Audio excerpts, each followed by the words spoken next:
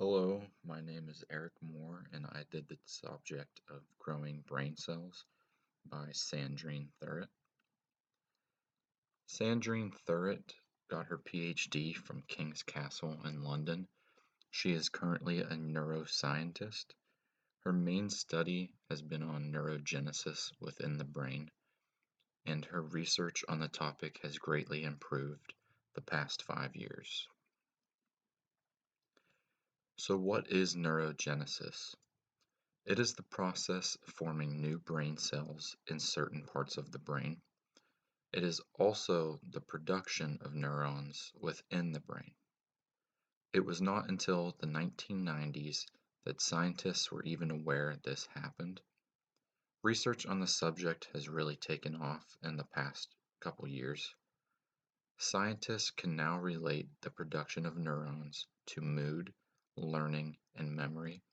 Those all happen in the hippocampus, which is a section of the brain that I will discuss later on. And we now know that many foods and certain things increase the productions of neurons within the brain. So this now allows us to control the process of neurogenesis. So how can we increase neurogenesis? And to do that, you need to eat and partake in certain activities. So the first food would be blueberries. You need to get enough sleep.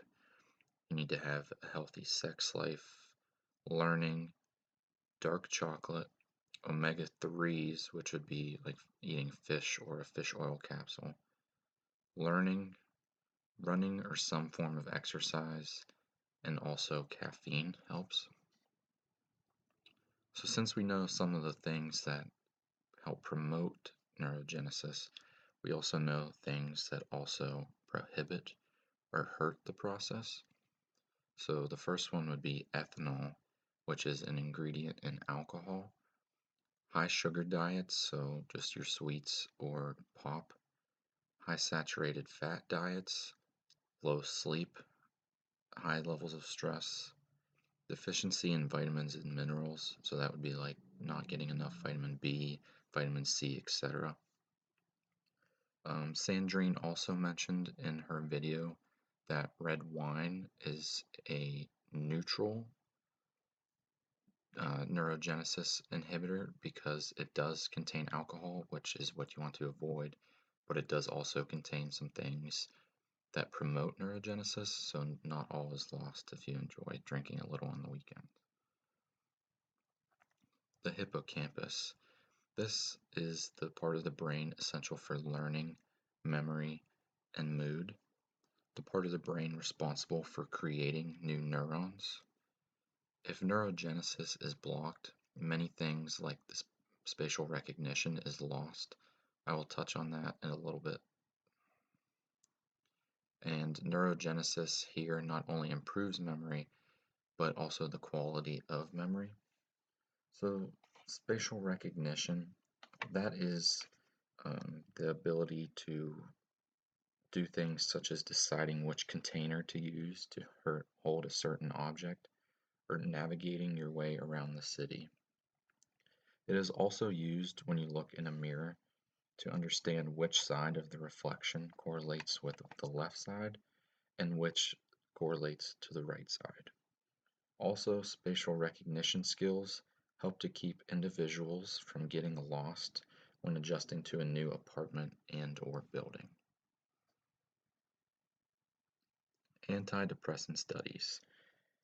So a study was done with two mice. One mouse was deemed depressed. An examination of the brain was done, and it was obvious that the neurons in its brain were low. It was given an antidepressant, which increased the levels of newly produced neurons and decreased depression.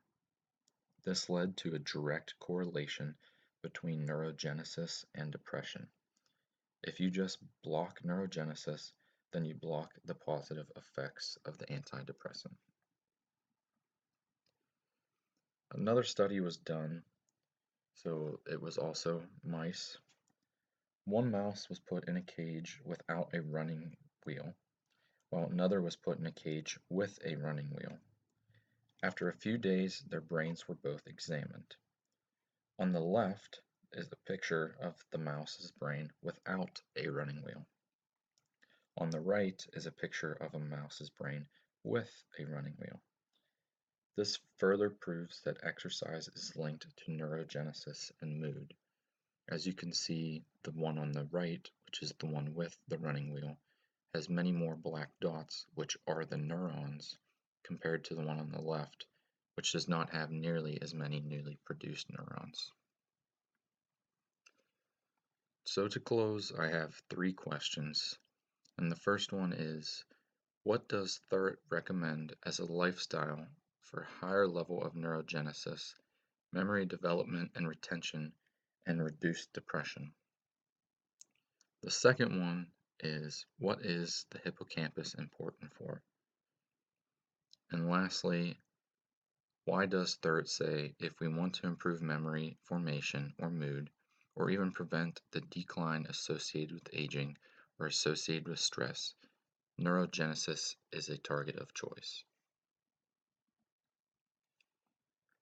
So I used a few sources to dig deeper into the topic of neurogenesis, since the subject topic was very brief and not didn't include a ton of facts and information.